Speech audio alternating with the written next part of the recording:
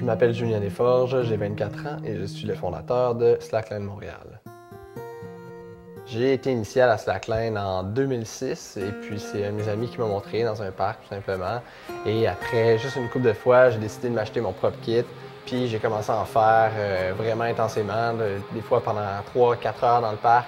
Et c'est vraiment à partir de ce moment-là que j'ai commencé à développer une véritable passion pour l'équilibre.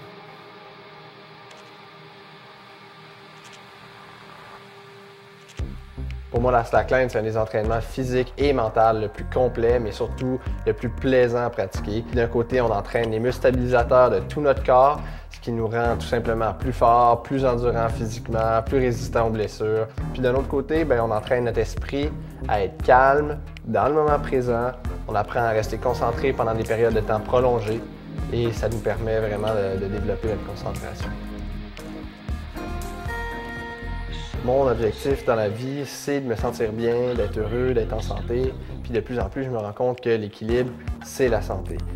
L'équilibre dans notre alimentation, l'équilibre dans nos relations, l'équilibre dans nos émotions. Donc quand moi je pratique l'équilibre, que ce soit en faisant de la slackline, de la méditation, du yoga, des arts martiaux, j'habitue mon corps puis mon esprit à être en équilibre puis à le rester pendant des périodes de temps prolongées. Donc pour moi, c'est le moyen le plus logique de développer une bonne santé puis de la maintenir le plus longtemps possible. Et c'est vraiment ce message-là que j'essaie de véhiculer à travers Slackline Montréal.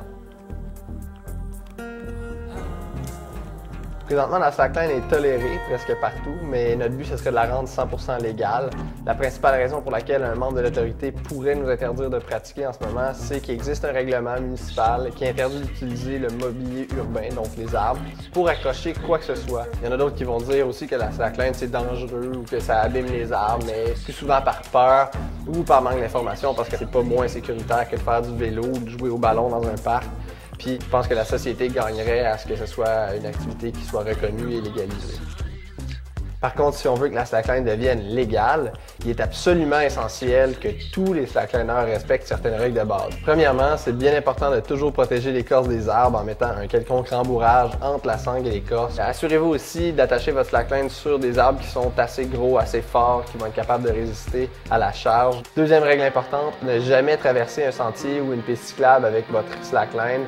Troisièmement, assurez-vous que votre ligne soit bien visible en utilisant des bouts de tissu de couleur voyante sur votre sangle ou des petits cônes autour de la slackline pour éviter qu'un cycliste ou un piéton se blesse sur votre ligne. Et finalement, utilisez un matériel en bon état et des méthodes d'installation sécuritaires pour installer votre ligne. Si vous n'êtes pas certain de connaître les bonnes méthodes, allez faire un tour sur la section information de notre site web ou renseignez-vous auprès des gens qui s'y connaissent. J'ajouterais aussi que c'est vraiment important de ne pas sauter d'étape quand vous pratiquez la slackline, faisant toujours à une hauteur et une longueur qui est confortable pour vous. Si vous voulez essayer de marcher sur des lignes plus sérieuses, faites-le avec quelqu'un qui s'y connaît et qui va pouvoir vous guider là-dedans.